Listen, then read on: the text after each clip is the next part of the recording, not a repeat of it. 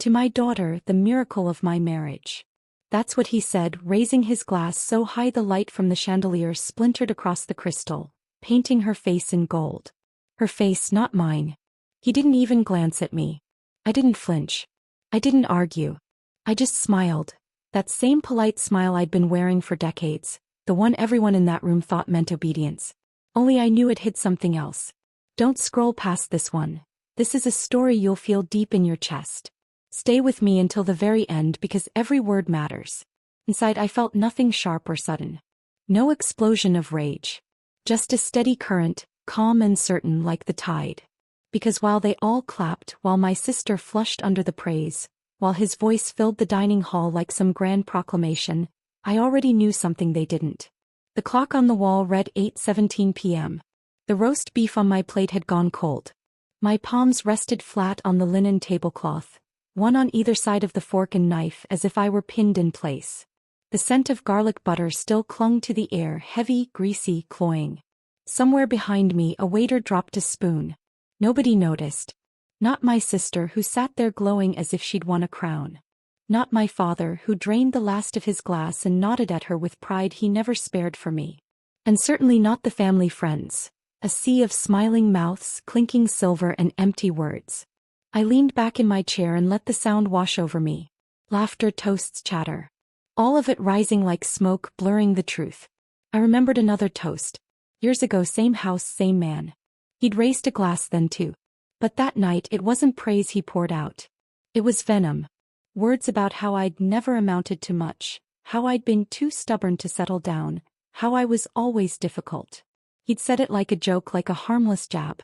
But his eyes, sharp and unforgiving, told the truth. I never forgot. Tonight his words weren't meant for me, but they cut me all the same. Except this time I didn't bleed. I let him talk. I let him bask. Because I already had the antidote. Congratulations, I murmured, my voice barely louder than the scrape of a chair leg on the floor. My sister turned to me, startled.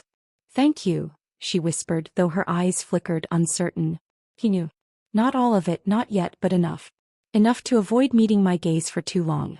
Enough to laugh nervously when father placed his arm around her shoulders. I tapped my nail against the stem of my untouched glass. 1, 2, 3 times. A rhythm only I recognized. My pulse slowed to match it. The waiter returned, refilling glasses, his hands trembling slightly as he leaned too close. He smelled faintly of cigarette smoke, though he'd probably thought a mint would cover it. Nobody else noticed, but I did. I always noticed. Small things. Cracks in the surface. The way father's cufflink was loose on one wrist, glinting unevenly. The way my sister's laugh rose too high, too brittle, like glass about to shatter. The way the air in that room felt too warm, almost suffocating, despite the snow piling up quietly outside. Details. Always details. That's where power hides, in the places no one else bothers to look. Another round of applause. Father bellowed, his voice booming as if the walls themselves belonged to him. The room obeyed. Knives struck plates, hands clapped, glasses lifted again. I pressed my lips together and felt the smile return. But this time it wasn't polite. It was deliberate. Because while they celebrated her, while he made a spectacle of it all, I had already written my part in a story none of them knew was unfolding. Every signature, every agreement, every step had been laid in silence, hidden in plain sight. And tonight's toast, his toast, was just fuel. Fuel for a fire he hadn't smelled yet. I pushed my chair back, the legs scraping against the polished wood floor. A few heads turned. Are you leaving already? My sister asked softly, her voice tinged with something more than surprise. Early night, I replied, rising slowly. My hand brushed the back of her chair, just briefly, steadying myself as though my knees ached. Let them believe it. Let them think I was tired, fragile, old. Father frowned just slightly. Stay, he said. Not a request. A command. I met his eyes for the first time that night. The air seemed to tighten between us, invisible strings pulling taut. No, I said, my tone light, almost casual. I think I'll step out. The room shifted then. Not in any dramatic way, no gasps, no dropped forks. Just a subtle change in temperature, in rhythm. The clinking slowed. The chatter dipped. My refusal lingered, heavier than it should have, filling the cracks his toast had left behind. I adjusted my shawl, the fabric soft against my skin, and turned toward the door. But before I reached it, I paused. I let my fingers trail across the back of one empty chair, as though tracing invisible lines only I could see. And then with the faintest smile I looked back, straight at him. His glass was still in his hand, tilted mid-air. His eyes narrowed, suspicion creeping where pride had just been. I didn't speak. I didn't explain. I only held his gaze, calm and steady, until the silence between us became unbearable. Then I turned and walked out. Behind me, laughter rose again, but softer now, less certain. My sister's voice carried above it, trying too hard, straining to fill the void I left. The clock ticked. The snow fell. And the secret I carried, the one advantage he never saw coming, pressed warm against my chest like a heartbeat. By the time he realized what had shifted, it would be too late. The snow crunched under my shoes as I stepped out of his house, the echo of laughter still clinging to me like smoke. For a moment I stood in the cold, letting the night air bite my cheeks, steadying my breath. The warmth of that dining room, the stifling glow of chandeliers, was behind me now. Out here, it was just the hiss of wind through bare branches and the quiet hum of my car waiting in the driveway. I slid into the driver's seat, the leather stiff with winter chill. My fingers wrapped around the steering wheel. I didn't turn the key right away. I just sat there, listening to the ticking of the engine cooling, watching the frost creep along the edges of the windshield. Somewhere inside that house, another toast was probably being raised. They could have it. I had somewhere else to be. The diner sat at the edge of town, a squat brick building with neon letters buzzing faintly in the dark. Marlene's. I pulled into the cracked parking lot, the tires crunching over salt. Through the wide front windows, I could see the glow of hanging lamps, yellow and warm, spilling over red vinyl booths. Not fancy. Not polished. But it felt alive.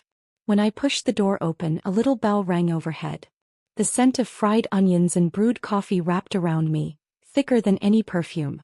A waitress with tired eyes looked up, recognized me, and gave the smallest nod before returning to her order pad.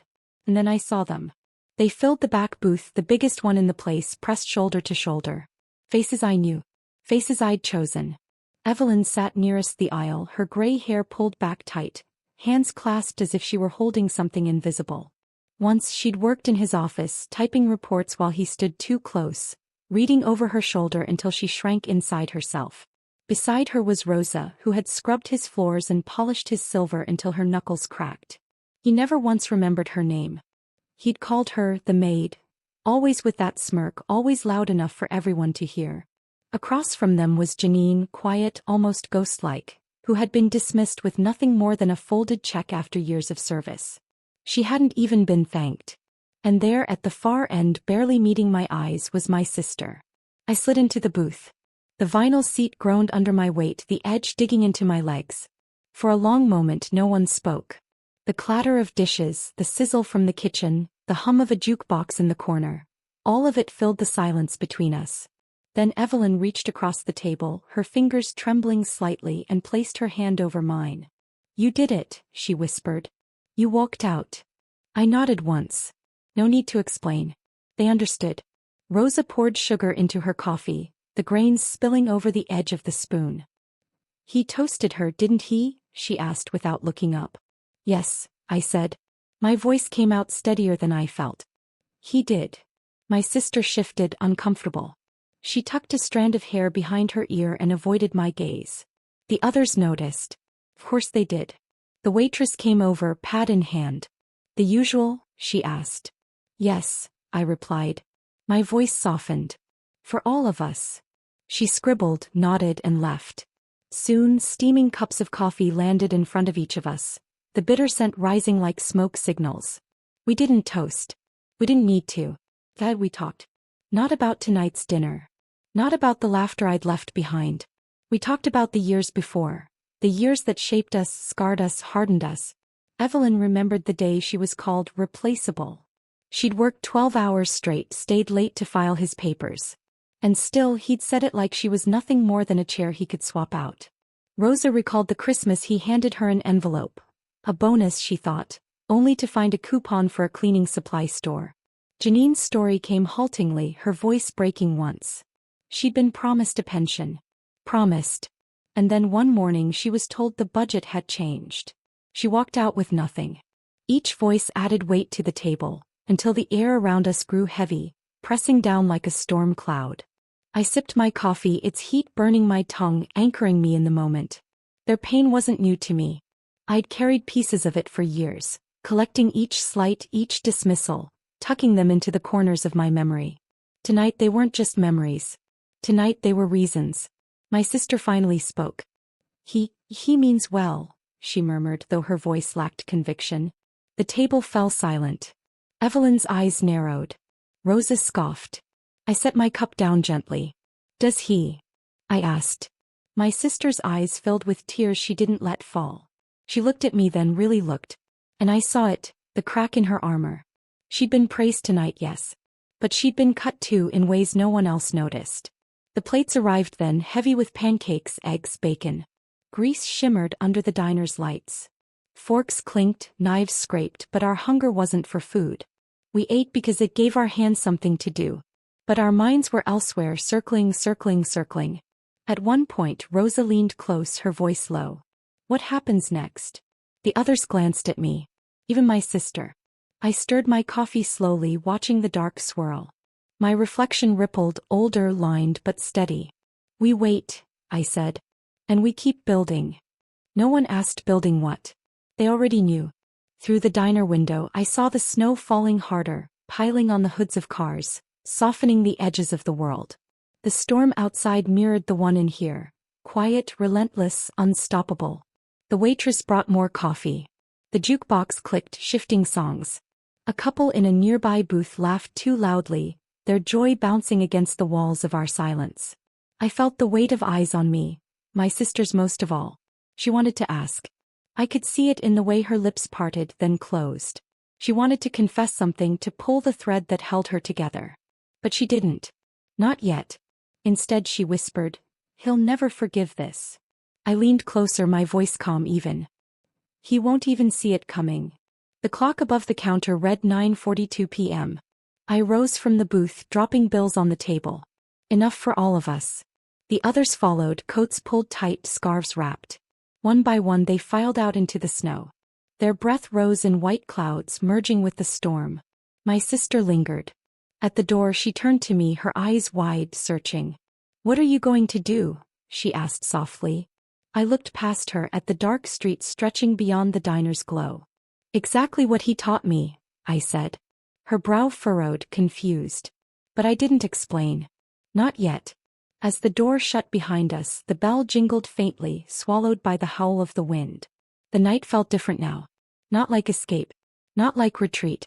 But like the beginning of something none of them were ready for, least of all him. And as we walked together, the women he'd underestimated, I knew one thing with absolute certainty.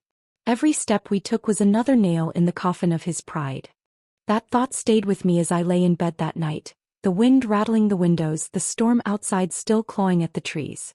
My body ached from the long evening, but my mind would not rest. The weight of their stories, the secretary, the maid, the discarded workers, even my sister's quiet fear, pressed against me, heavy and constant. I stared at the ceiling, the faint glow of the street lamp outside casting pale shadows across the plaster. I thought of his voice, loud and certain, declaring her his miracle, while mine was never even an afterthought. The memory burned, but underneath it there was something steadier, resolve.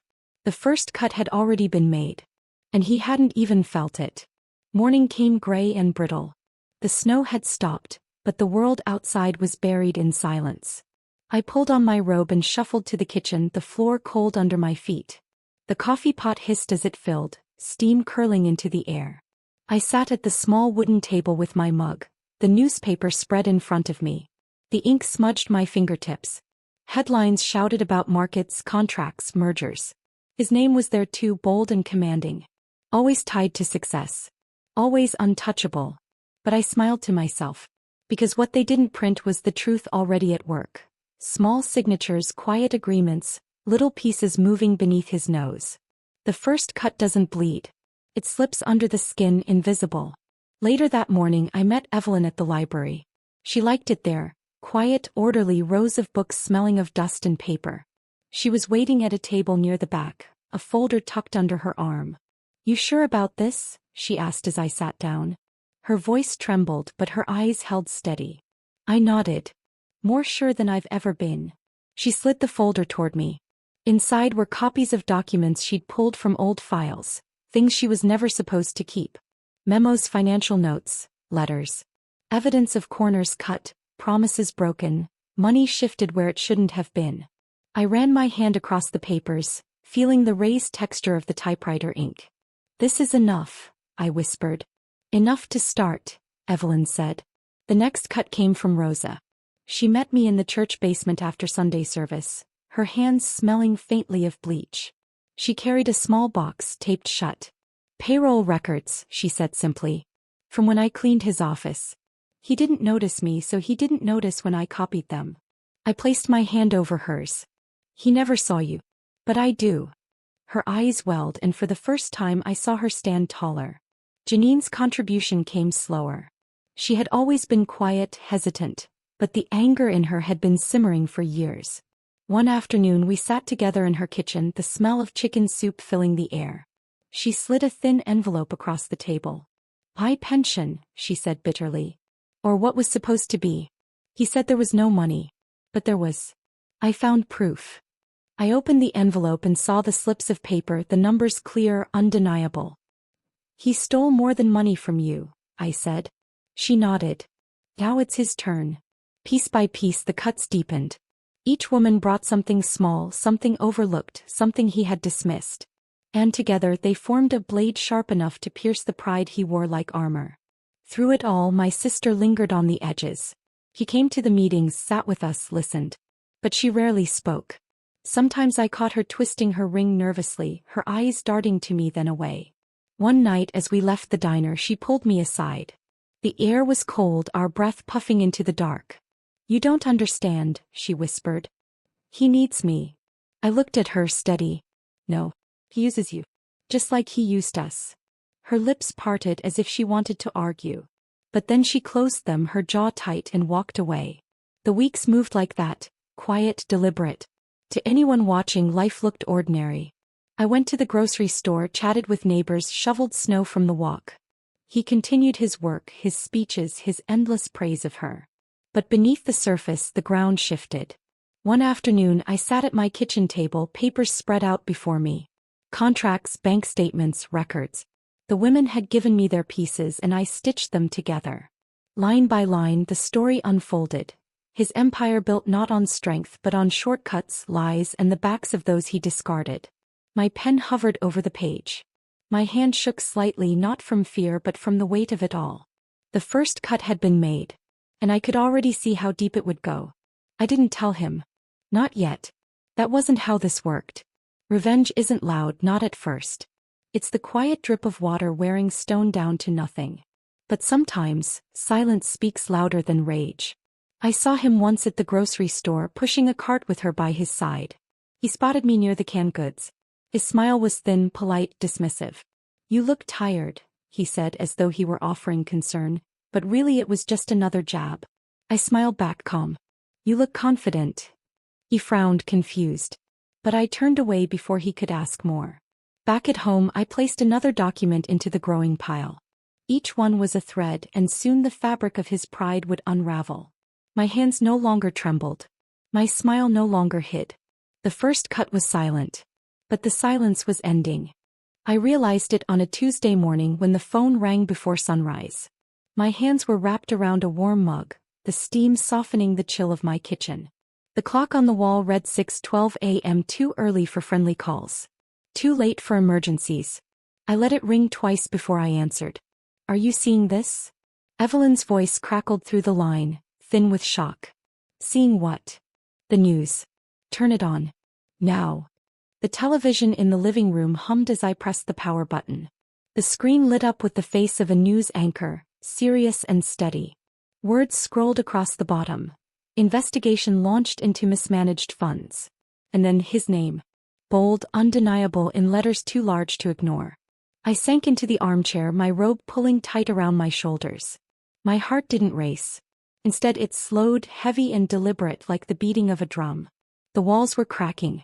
The reports poured in all day. Whispers of documents uncovered, promises unkept, numbers that didn't add up. Questions he couldn't answer. For once his voice wasn't booming from a podium. It was clipped, uncertain, sharp around the edges. I brewed another pot of coffee and let the phone ring with calls I didn't take.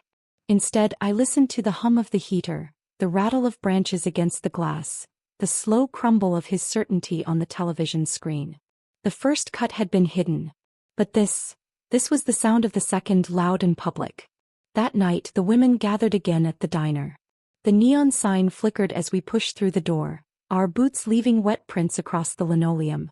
The air smelled of grease and strong coffee just as it always had. But tonight it carried something else, expectation. Rosa slid into the booth, her hands clenched into fists. "It's starting," she said. "It's really starting."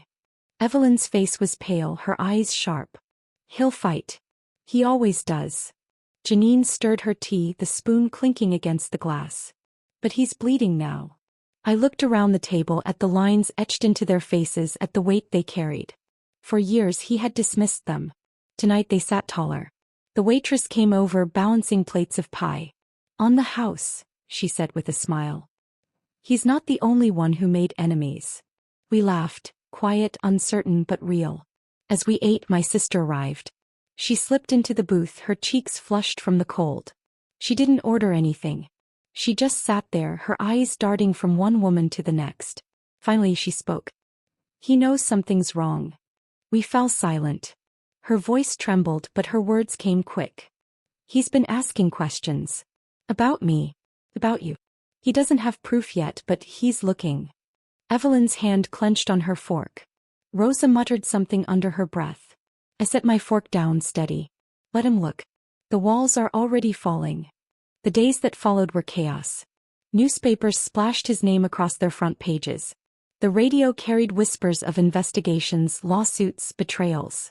Former allies distanced themselves, speaking in clipped statements about oversight and unexpected discoveries.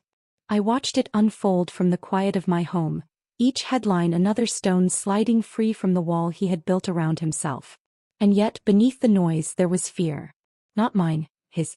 He called my sister late one night.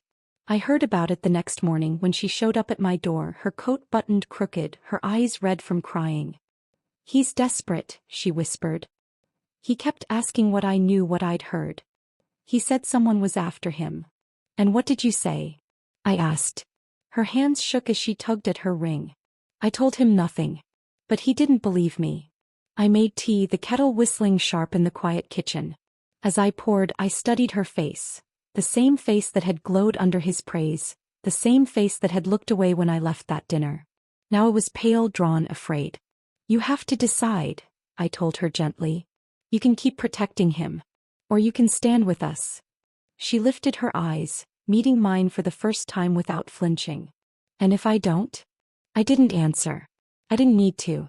The silence between us carried the truth. The storm broke wider the next week. A partner turned on him, handing over records to protect his own name. The papers ran photographs of him leaving meetings, his jaw tight, his eyes shadowed. At the diner we watched together. The small TV above the counter flickered as his voice filled the room, strained, defensive, no longer in control. Rosa leaned back, crossing her arms. "He never thought this day would come." Janine sipped her tea, her voice low. "He thought we were too small to matter." Evelyn shook her head slowly. "But it was the small things that built this. Piece by piece." I stared at the screen, at the man who had once towered over me, over all of us. Now he looked smaller. Not physically, but in the way his shoulders hunched, the way his eyes darted. The wall around him was crumbling, brick by brick. That night I couldn't sleep. I sat at my desk, papers spread across the surface, the lamp casting a pool of light. I traced my finger along the lines of documents, old letters, contracts. Each one told the story he had tried to bury. And as I sat there, I realized something. This wasn't just about revenge anymore. It wasn't about silencing his voice with my own. It was about rewriting the story entirely. About proving that the women he dismissed, belittled, and broke were not just background figures in his life. We were the architects of his downfall.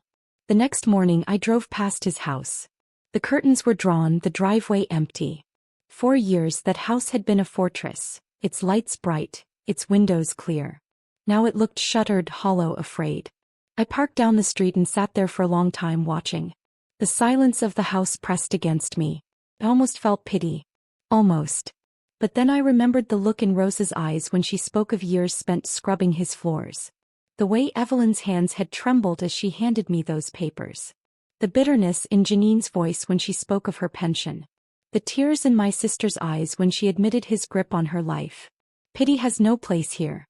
At the diner that evening, the women gathered once more. The waitress refilled our cups, her smile knowing. Evelyn leaned in close. It's almost over. Rosa nodded. The walls are gone. My sister sat silent, her hands folded in her lap. She looked at me, her lips pressed tight. And in her eyes, I saw the weight of a choice she had not yet made. I raised my cup, not in triumph, not in celebration, but in quiet acknowledgement. The walls had fallen. But the final reckoning was still to come. I sat in the diner with the women, the steam from my cup curling between us like smoke from a fire that had finally burned through the last of its fuel. Their eyes were on me, waiting, trusting. And my sister's most of all. Her hands were folded, her lips pressed tight, but I saw it in her face. The need for an ending. It was time. That night I drove not home but to his house. The driveway was still empty, the curtains drawn. Snow crunched under my boots as I walked up the front path, each step steady, deliberate. My breath clouded the air, soft against the harsh silence of the neighborhood. I didn't knock. The key was still mine, he'd never taken it back, never thought to. In his mind I was no threat. The lock clicked. The door opened. And I stepped inside. The house smelled the same. Old wood, polished leather, faint cigar smoke. But it felt different now, hollow, stripped of its power. The pictures on the walls stared down at me, frozen smiles in gilded frames. I found him in the study. He was sitting at his desk, papers scattered in front of him, his face lit only by the green glow of the banker's lamp.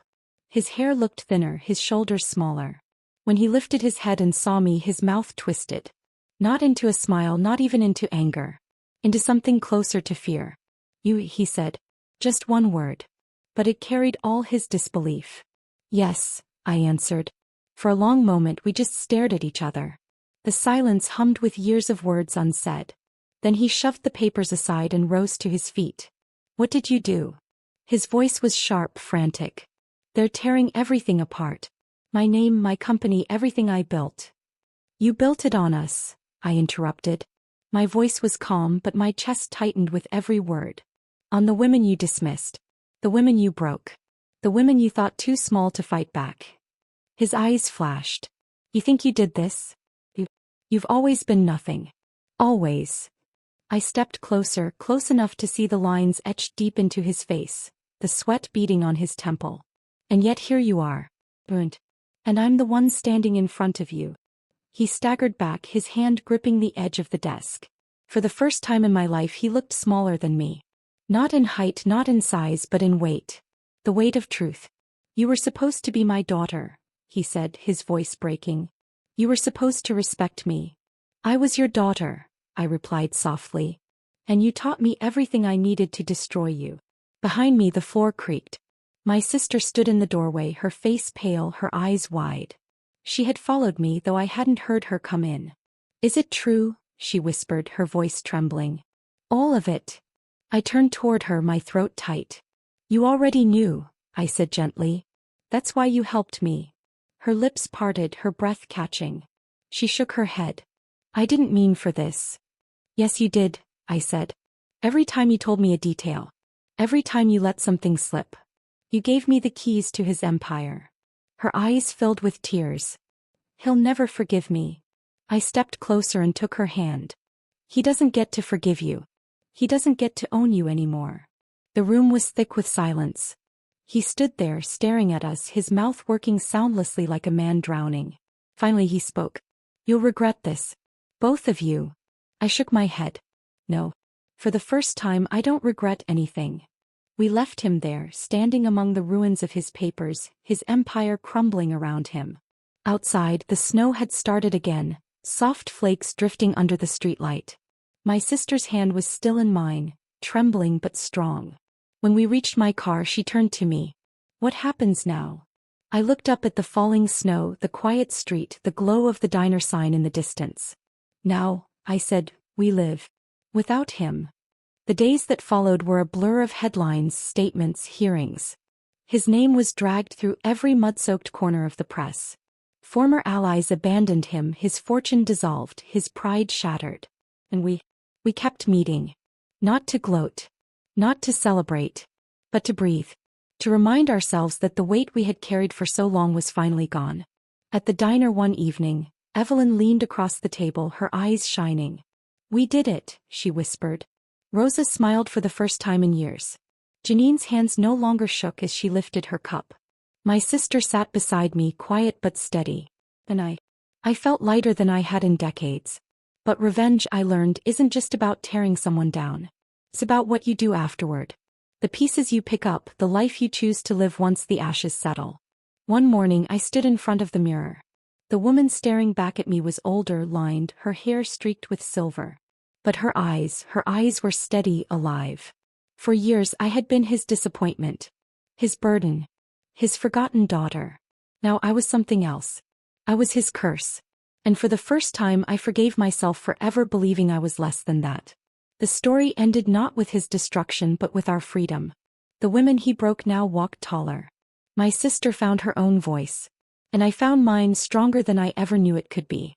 As I sat at the diner, the women around me laughing softly, the smell of coffee and pie in the air, I lifted my cup.